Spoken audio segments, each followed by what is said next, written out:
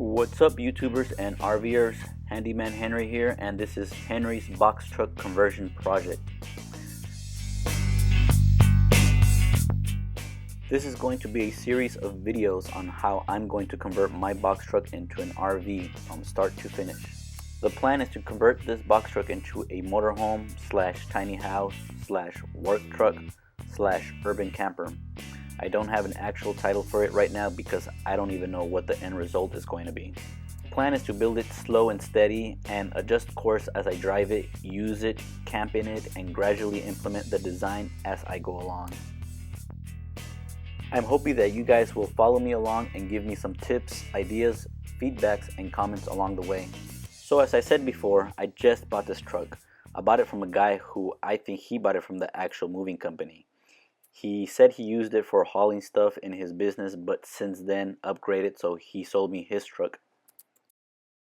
The truck definitely shows some wear and tear, plus it did have a check engine light on, so the seller thought it had some major mechanical issues, so he sold it to me for only $2,000 bucks.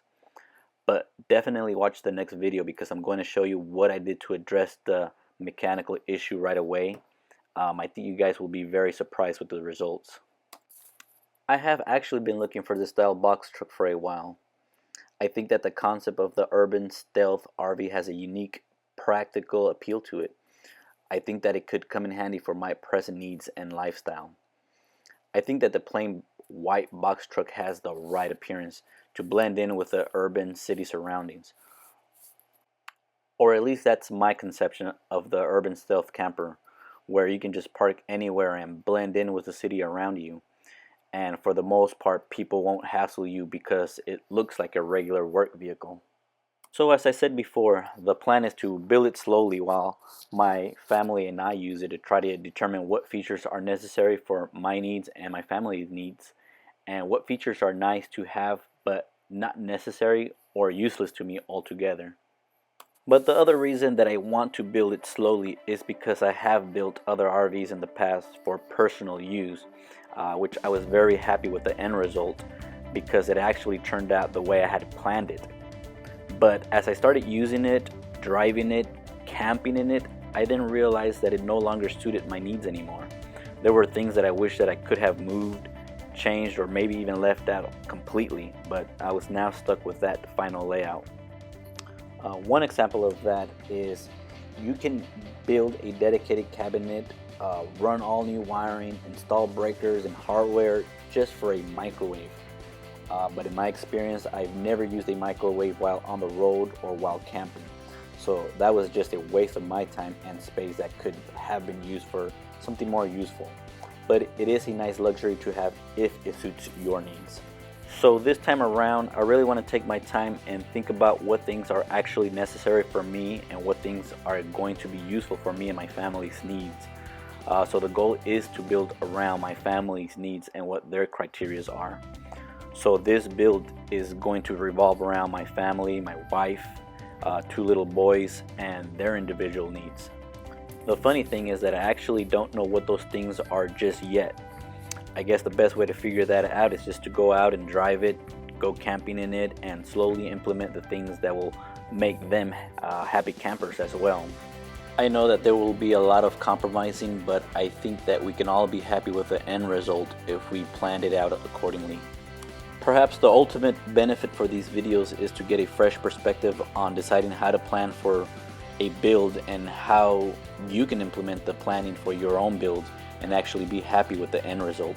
There are a lot of pictures and design layouts that are pretty to look at, but if you follow someone else's design, you may realize that it may not suit your personal needs.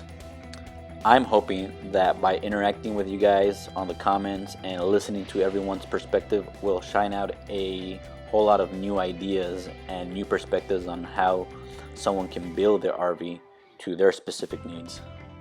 But of course, the only way to stay up to date with this whole project is to please subscribe, stay current with all the videos and the conversation, and to participate in the conversation on the comments. So please make sure you subscribe, guys. I'm sure that a lot of my influences may be directed by all of you guys on YouTube. but I think that ultimately my influence will come from my family's needs. But I also know that there's a lot of good usable tips that you guys bring to the table, which I'm actually looking forward to that as well. I guess you can say I'm a gadget and gizmo kind of guy, and there are a lot of gadgets and gizmos out there in the RV world.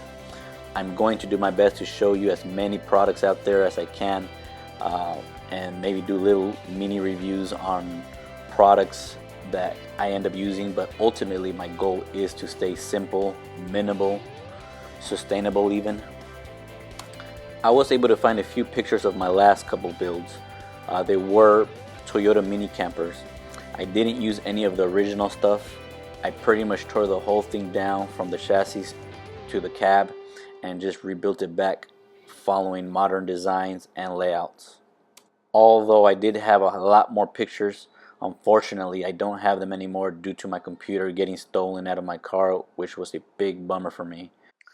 I wish I would have taken more pictures back then and shared with you guys my last builds, but to be honest with you, I was just having too much fun building them and restoring them and just working on my projects.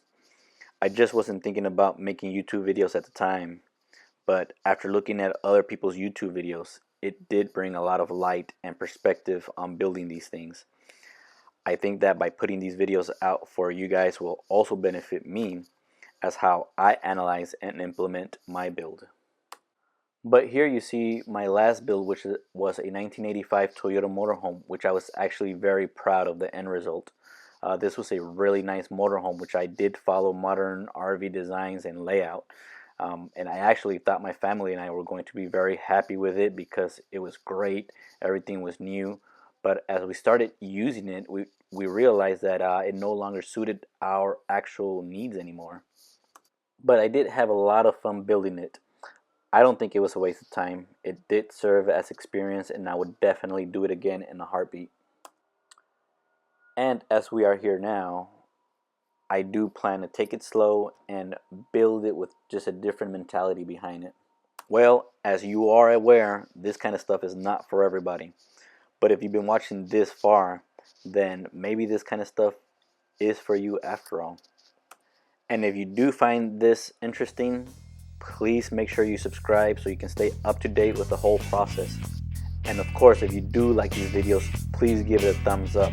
I assure you that those thumbs up will keep these videos coming. Of course, you guys should subscribe. Go check out my channel and just check out the videos that I already have up. Well guys, thank you so much for watching. I am very excited about this build, and if you're still watching, then you're probably just as excited as I am. So please subscribe, stay up to date with all the new videos. Go to my channel. I don't have a whole lot of videos there yet, but I promise you guys I will be putting out a lot of videos on this build. And I also encourage you guys to participate on the comments. So hey, subscribe, give it a thumbs up, and if you like the videos, comment and let me know what you guys think. This is Handyman Henry, and I hope I see you guys on the next video. Thanks.